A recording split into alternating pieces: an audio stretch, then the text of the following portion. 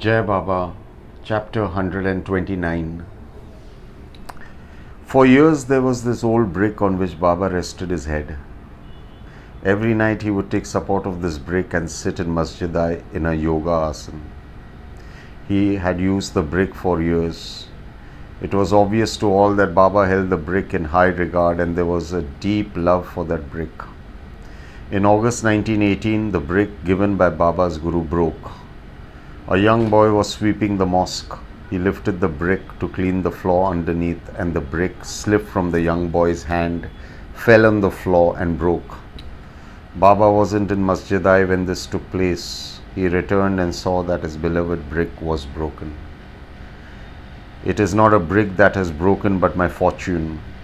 His eyes filled with tears and there was pain writ large on Baba's face. This brick has been my companion throughout my life. It was dearer to me than my life itself.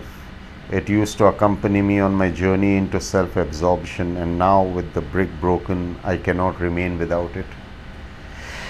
To Baba, it was not just a brick but his companion who had left him. The brick was his final connect with the gross five-elemental world. Baba had fixed the brick often. Sometimes silver or gold threads were used. Even other binding materials were used to keep the brick intact.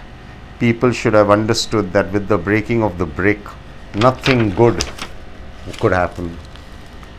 People should have realized that Baba's time to leave the physical body had arrived.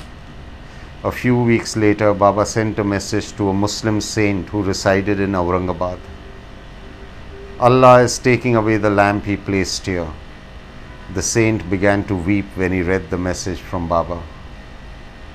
In fact, in July, 4 months before Baba left his physical body, Sai sent a direct indication of his passing over to Banemia, who was a renowned wali, a friend of Allah.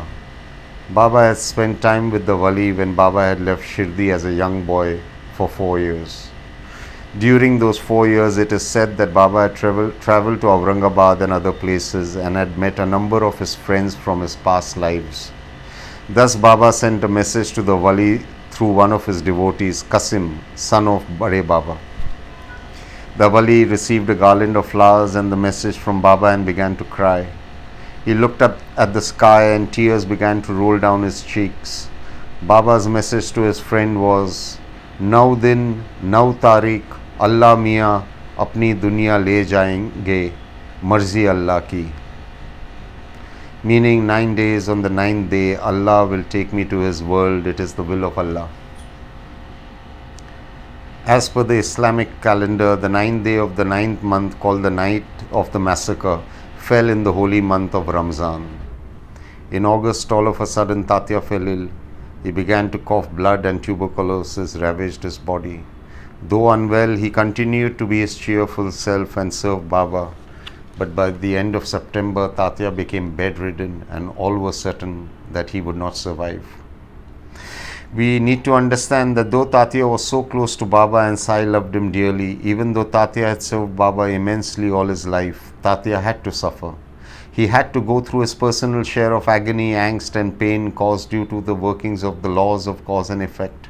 We need to understand this clearly, that none of us can escape the laws of karma. If Tatya could go through such suffering even after physically serving Baba all his life, why would karma spare us? Karmic cleansing leaves nobody, not the common man, not even the avatars themselves. From 20th September 1918, Baba began to gradually abstain from all food. His close devotees were worried as Baba's strong frame began to show signs of weakness. Sai still continued with his rounds of seeking food from the 5 homes and also continued to go about life as per his daily schedule, but it was obvious to all that he was slowly slipping away into the arms of death. Though everybody knew Baba was ill, still nobody wanted to accept the fact that Baba would one day very soon leave his physical body forever. Now when Baba went about Shirdi, Booty and Nimonkar helped Baba walk through his dear beloved lanes of Shirdi. As the days passed, it seemed as though Baba's body was visibly shrinking.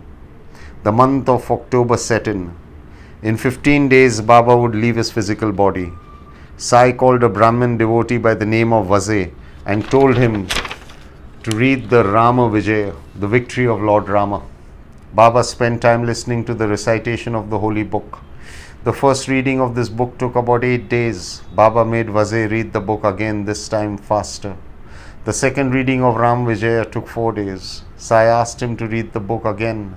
But after a while, Vazir seemed really tired and Baba gave him permission to stop reading the book after the third reading. Thus, virtually 2 days before Baba's Mahasamadhi, Sainatha made sure the holy book was read in front of him while he spent his time in meditative contemplation, but still very much visible, available and concerned about his devotees and children. Baba also sent 250 rupees with Qasim and Imam Bhai Chote Khan to Hazrat Shamsuddin in Aurangabad, another friend of Baba. Sai had himself prepared a bread called poli and chicken to be fed to the poor in the name and glory of Prophet Muhammad, and also in his own name. This food given as charity just before one's death is called Nyas. The money was sent to Hazrat Shamsuddin to be given to those who would sing devotional songs in the memory of Prophet Muhammad called Maulu and Qawwalis. When Hazrat Shamsuddin received the money and the message from Baba, he began to cry too. He realized that his old friend Baba Sai of Shirdi was going to leave his physical shell. Peace be to all.